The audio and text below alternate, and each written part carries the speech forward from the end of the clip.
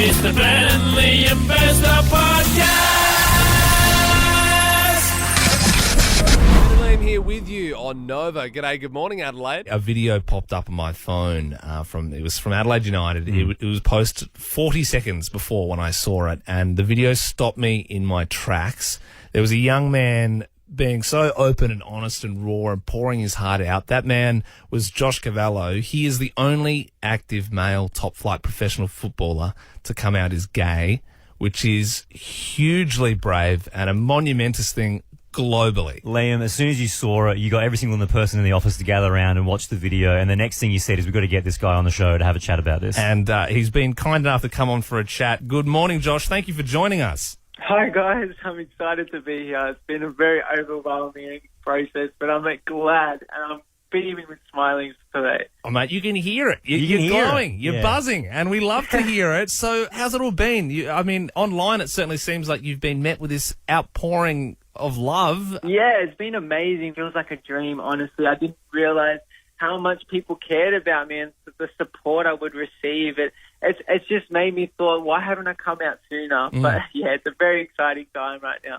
Even seeing people like PK, who's, a Spanish legend, played for Barcelona. You've got Zlatan Ibrahimovic this morning tweeting about it. Showing that. Dude, Zlatan. This is like global football icons reaching out and supporting and urging, other people around the world to take the step that you have. I was curious as well, Joshy, what was the tipping point for you? Why was now the right time? Yeah, look, it was affecting my mental health quite a lot. Look, at the end of last season, we had an awards night, and I was lucky enough to win the Rising Star Award, and I live here on my own in Adelaide. So being on my own, I was thinking a lot, and it's a very isolating and lonely journey, what I've been doing for the last 6 years of lying to my peers and my friends, and it was exhausting. And I just felt numb after that awards night, and it wasn't me, and I just felt like I want to be happy. At the end of the day, I want to go to sleep and be happy with myself. I don't want to have to lie to my friends, to my families anymore. So I thought that enough was enough, and for me, this is more than football. This is outside of football. This is my personal life. And it's okay in the normal world to be gay. And I just want to show in football that it's okay to be gay as well. And, statistically, we know in the NBL and AFL in this country and all around the world, there'll be many men in your exact situation. And there'll be men who gave up and didn't follow their dreams, and women as well, before getting to that point because of fear of not being accepted in that community. So what you've done is such a brave thing. Do you have any advice for someone in your position who might be listening to the radio this morning? Yeah, definitely. Look, I know there's going to be people across the world that find themselves in a similar situation to what I did. I just want them to know that it's okay, and look at the overwhelming response that I have received, and it's only been 24 hours. So I've been nothing but welcomed by everyone in the footballing community, and all my feedback has been positive with this. So it's just made me realise, why have I been hiding this for so long? And if I can help inspire one person just to be their authentic, true self, or for the next generation that, they don't want to participate in a certain sport because they feel like they're going to get treated in a certain way, or they're not going to get treated equally. Don't worry, just be yourself. And I'm sure there's so many other gay talented players that in other sports that, stopped playing because of this fear, and I want to help end that. Well, Josh, mate, many people are going to follow in your footsteps. We're so proud of you and so glad you've come on this morning. All the best, mate, and we'll see you on the pitch soon. Thank you so much for having me, guys. P to the O to the D to the cast. Ben, very exciting. I've been invited to a dinner, and guess where it is? Where is it? Charlie's Diner in Brighton. Iconic. I didn't even know there was one in Brighton. So there was always two. Because I'm a northern suburbs boy, so are you. Yes. So I used to go to the one on Waterloo Corner Road, which burnt down after some towers combusted, which I still don't know. Is it a little dodgy? Allegedly. I mean, you can think what you want to think. Yeah. But now it's like the Waterloo Station, which my grandpa lives around there, and I quite often go to lunch there. But Charlie's Diner, I haven't been for years. If the Brighton one is anything like the one I remember growing up, all you can eat, just go your hardest. You're talking, you got hockey and noodles. Have some hockey and noodles next to some pizza and a roast on a plate. That's fine. Go up for 3 more plates. Yeah. Sprinkle some honey chicken on it this time. Oh, yeah. Hey, this will be a fun idea. Why don't I put the soft serve on the pizza? Why not? Why not? I reckon Charlie's is up there as one of Adelaide's best, worst restaurants. Like, put it this way, yeah. It's not a great restaurant, but it's great. Oh, yeah. You know what I mean? I would say it's probably the best, worst restaurant. I've got a restaurant that I reckon you would love, Liam. I reckon it's pretty similar to Charlie's, but it's just a little bit better because... So is it like an all-you-can-eat? It's all you can eat. It's a buffet. You had me at all-you-can-eat. And you get to watch the dogs. Chase's restaurant. Chase's restaurant. Yeah. I actually went on their website because I hadn't been there in a while because I used to go there a fair bit. And they've got a new deal on now where if the dog from box 8 wins 3 times in the night, because it's like 11 races on the night, if box 8 wins 3 times, dinner's free. What a thrill. What an absolute thrill. Isn't that the thing as well when you're just having your carvery, like you're eating, Yeah. and then the lights will go off when the race starts? And you watch the race for 30 seconds. So you can't get your food into your mouth because you got to wait till the lights come back on. It is a great experience. 13, 24, 10, Adelaide's best, worst restaurant. This isn't a restaurant that's winning any awards. It might not even be up to date with the latest, health and codes. safety regulations, but there's something about it that's just so damn good. Yeah. And you just keep going back for more. Taylor joins us now in Glenelg North. Good morning, Taylor. Where is Adelaide's best, worst restaurant? Morning, Ben and Liam. It's got to be My Kitchen. It's in Ferryden Park in like a suburby street. Yep. There's just a random Sorry, restaurant. the restaurant's called My Kitchen. I thought you were saying Yeah. the best, worst restaurant is your kitchen and you live somewhere in And Croydon. so what kind of No, food, it's called what kind My of food Kitchen. are they doing at My Kitchen? So it's like a Vietnamese, modern-y kind of. Yeah, okay. Yeah, all right. So they're taking a bit of, taking a few liberties, just a bit of flair there, making it modern. I like that. Yeah. Yeah, what are you getting? What's your go-to order? They have the best bao buns I've ever had in my life. Yeah, You can't okay. go past a bell. And their pho or pho, or however you're supposed to say it, Yeah. is unbeatable. Oh, right. Very all right. good, Well, that's Taylor. on my list, Taylor. Hey, You sold that. speaking of Vietnamese, I also want to give an honourable mention to Miss 5 Vietnamese Eatery on the main street of Virginia. When I used to live in Virginia, I'd go there probably 3 times a week. I was single, and I was just every time I'd get the satay skewers, but I'd get a double serving of them and just eat satay skewers. one's for my girlfriend. And- Just waiting in the car. But the best thing about Miss 5 was you'd go in there and they were always singing karaoke. Always. It was so good. It's just fun. It's just So a fun fun. vibe. Brad in Findon, Adelaide's best, worst restaurant. What is it? It's a barbecue inn down the bay, mate. Yeah, righto. So I've not been. What's it like? What's the vibe like? Oh, mate, you have to go. It's nothing but a man's feed. Just the best meat, mate. Pure quality. Just meat on meat. Not a single vegetable in sight. Does sound pretty good, Brad. Hey, on the text line as well, Culdeep in Blair Athol said, my brothers, please check out Indian Temptations on Main North Road. Best Indian food in Adelaide, I guarantee you, and don't let the dirty pots put you off. Okay. P to the O to the D to the cast.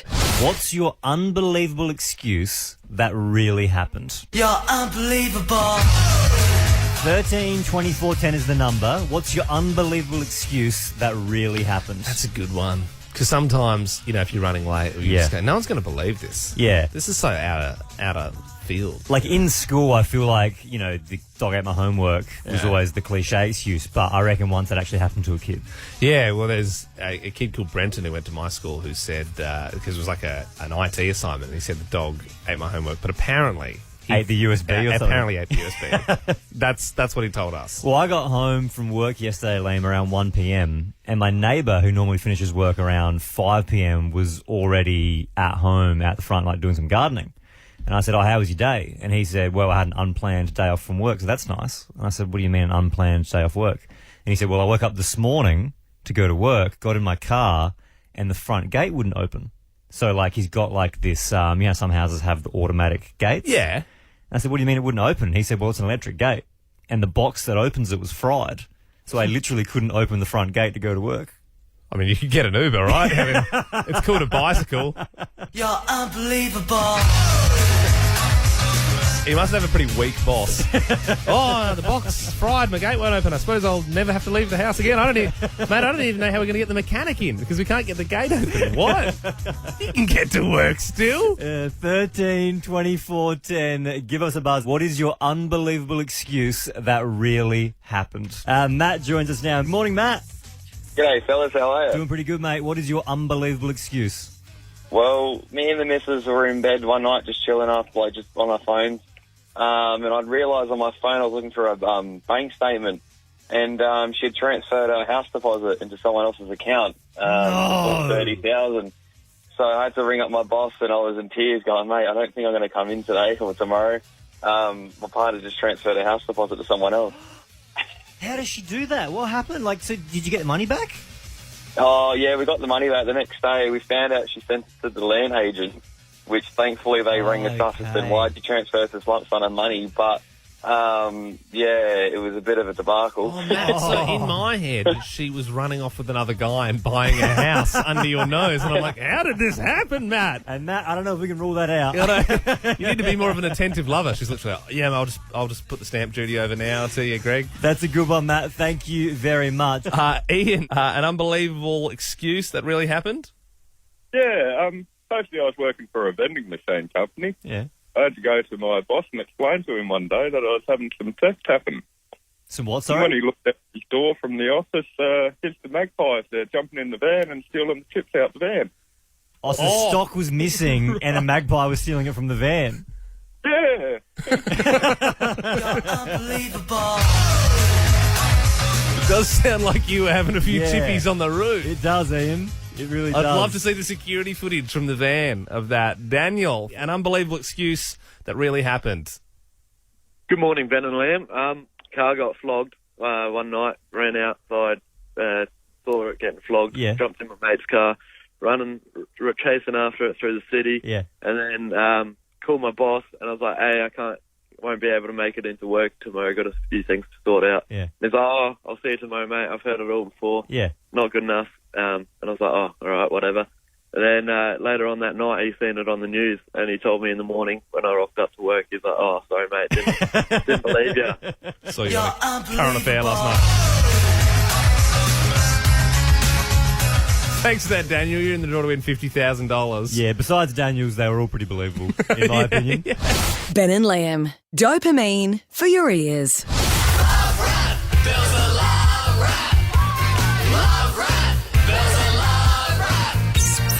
Hello, guys. Morning, Love Rat. Now, people normally email you with problems and that sort of thing, but this morning we're going to do it a little differently. We're just going to be talking about this really cute story. Are you familiar with the game Wordle? I am familiar. Everyone's playing it at the moment, but I haven't subscribed to it yet. Yeah, look, people are pretty obsessed with it. It's basically, it's not even an app. It's like a website you go to and you try and pick a word. There's like a word of the day. There's like 6 different times you get to try it. Yeah, it's just a puzzle game involving just like- words. yeah. But the cool thing about it is the whole world is trying to solve the same puzzle each day.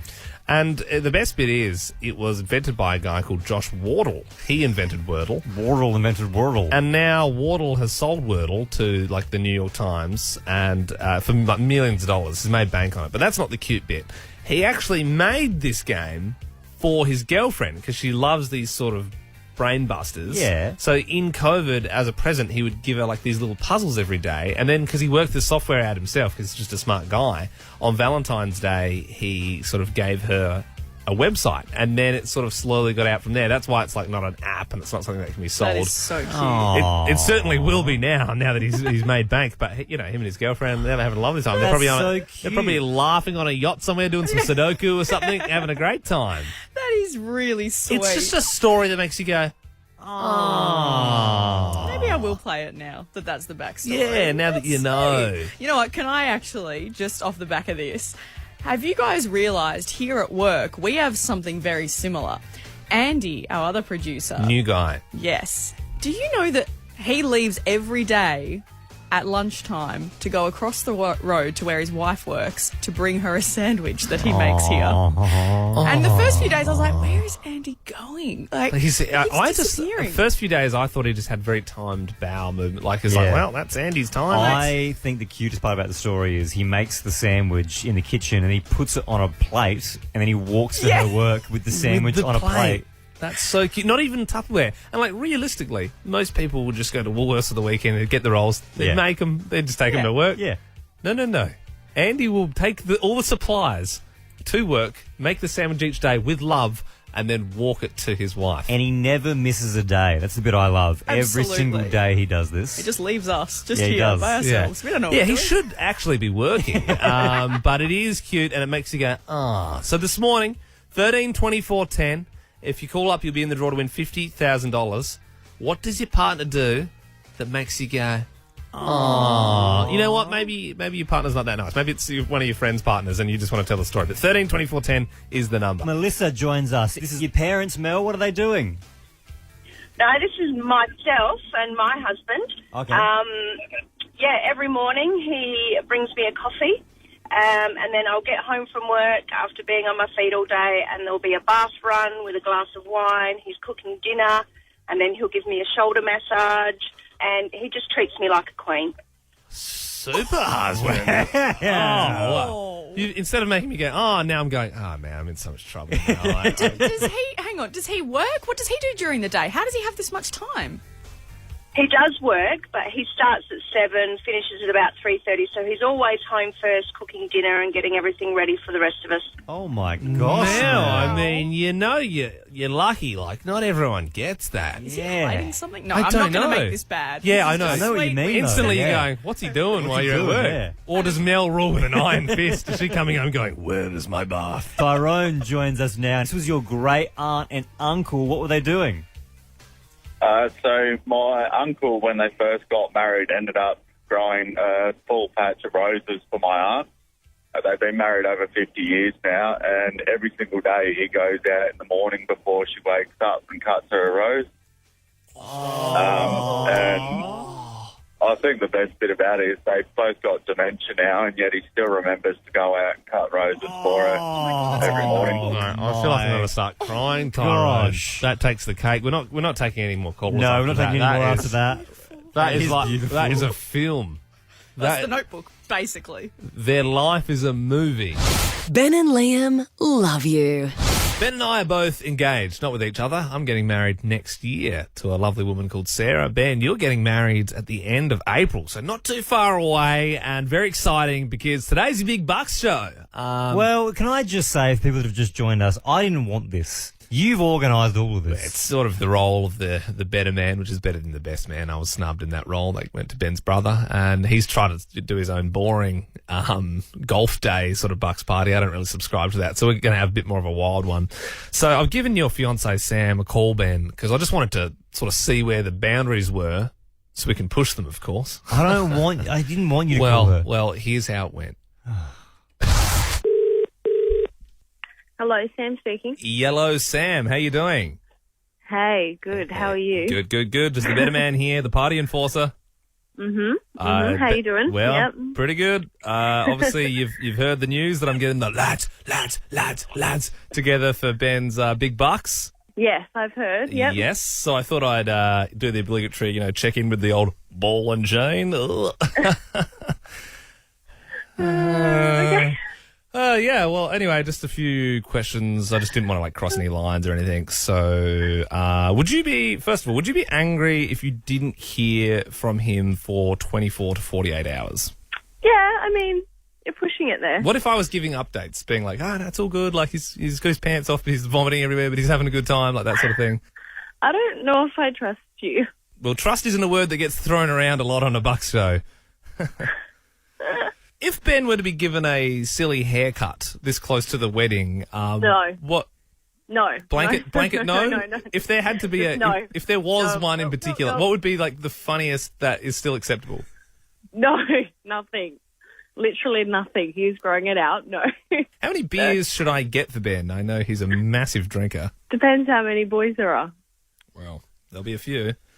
Yeah, right. Yeah, it's going to be pretty good. I'm going to have his dad there. My dad as well, so his dad's got someone to play with. I'm sure my dad will love that. Oh, your dad. Oh, yeah, I didn't even think about your dad. Yeah, no, true. No, I meant my dad and Ben's dad. Oh, your dad? If your dad wants to come as well, we can have a little dad section of the Bucks. Last question. This is kind of the main one. How do you feel about... About what? How do you feel about strippers? What's happening? Maybe 2 to 3 strippers. I mean, whatever's Whatever's going, I don't really mind. Take that as a big tick, tick, tick. Strippers. Just don't touch his hair. You can have strippers. Excellent. Well, I'll see you at the wedding. You have my word, there'll be no silly haircuts, and whatever happens on tour stays on tour. Oh, God. What's your dad's name again? Chris. Chris, I'll get on to him. Bye, Sam. Good luck with your endeavours. Very kind of you. Thank you. I think that went pretty well. It went pretty well, yeah. Looks like we got another buck on the show. Big Chris. Is Chris a mad dog? How many beers should I get for Chris? There's just more dads on this bucks than anybody else. It's a lot of dads. It's a lot of strippers. It's good times. It's beers. It's fun. There you have it. Like, she really just, as long as I'm checking in, as long as I'm sending text messages. Yeah. By the sounds of it, you can do whatever you want to me, just don't touch my hair. That's awesome. That's just what I wanted to hear. This is going to be a massive Bucks show. And guess what? It's all happening later on today. After the show, we are heading out. All the boys, and you can hear all the action tomorrow. Ben and Liam, it's like dopamine for your ears. Cast your mind back to 2014 and you can't go past this huge hit. Give me one good reason why I should never make a change. Well, since then, George Ezra has been releasing hit after hit, gaining 11 million streams every month and becoming multi-platinum. Now, he's just released his latest single, Anyone For You. Please welcome George Ezra. George Ezra, good morning. Pleasure to have you on. Thank you very much for having me. How are you guys? We're well. I think we're better than you. I mean, most people get chicken pox when they're a toddler, but you got it last week. Is that right? Yeah, man. I was like, I managed to dodge this virus for 2 years, right? and that was the 2 years where I had absolutely nothing on. Yeah. And then the week that I'm supposed to go out and perform for the first time in 3 years, I get chicken pox. You know, COVID's kind of one of those ones you're like, everyone gets it. It's fair. You got to do your 7 days, your 10 days, or whatever. But chicken pox it's kind of like in the same category as head lice for me. As like it's a kid. I remember. That's such a bar.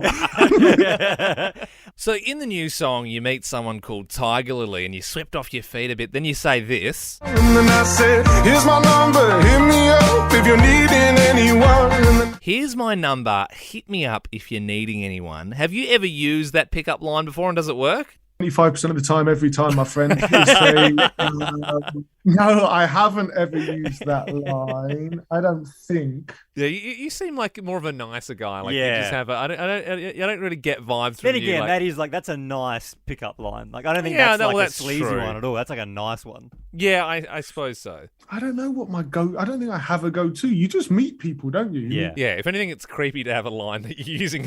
Like you're walking up to people and going, yeah, actually, more to the point. If I was like, no, actually, that's not my line. I actually said, that would be like, come on, man. Also, hey, now that Australia is open to internationals, any plans to come back to Australia?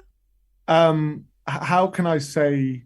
I'm sure we will. I'm sure we will. Sounds That's like you're kind of coming what pretty I- soon. I've done enough of these interviews I to can know. read between the lines. Yeah. I mean, judging there's no chicken pox, I'd say within the next 12 months, which is Yeah. exciting. Which is exciting That's for your very good. fans here, and we've got a bit of a challenge for you as well. Because next time you're in Australia, I think we'd like you to cook us one of your famous George Ezra burgers, because we heard as a 16-year-old when you were in Australia on a holiday, this is before you blew up, you were just flipping burgers at Splendour in the Grass, one of Ben and myself's favourite festivals. Man, so I was visiting family, and someone was like, more or less like, George, you're into music. I can get you into Splendor if you work on the burger van. Right? So I was like, okay, cool, I'll do it. I was 16, and the gig was I would be there working at the burger van for the 2 days before the festival opened, like serving up to all the workers. And then when the festival opened, joining the festival on my time good. off.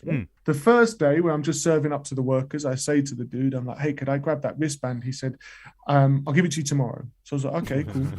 And then the next day came around, I'm serving up to the workers. Then when I'm like sleeping in this pop-up tent by a generator, and no one's there. It's not like they're up for hanging out with me. I'm just this weird British kid that they've got doing their work. So then the second day I was like, can I grab that wristband? And he was like, what I'll do is I'll give it to you tomorrow when the festival's open, right? So I was like, okay, cool. The festival opens, and I'm like, dude, I need that wristband. This is go time now. He's like, George, man, I'm really sorry. I'm not going to be able to get you a wristband. Oh, no. So So I left, and it's just the sorriest image. Oh, so you never actually made it. I remember packing up this sorry tent in my bag and walking through the crowds. I was like, I need to stay here. I was this 16-year-old kid. So it was a sad, sad day for me. Well, I'm glad you went home, because otherwise I reckon there would have been a few George Ezra special sauce slags in the burgers if they'd promised you a ticket and then you still had to work on the van and not enjoy yourself. It was the right thing to do. I think I spoke to the burger flipping union and they said I did the right thing, and hopefully I'll be back to perform. Well, mate, that's it. And if that burger man's there, you can boycott his van. I'm sure you wouldn't do that. But anyway, you know what they'll do? The label will try and spin it so they're like, we think it's a really good promo opportunity. You go and put the apron back on. They would do that. They so will. That's 100% happening.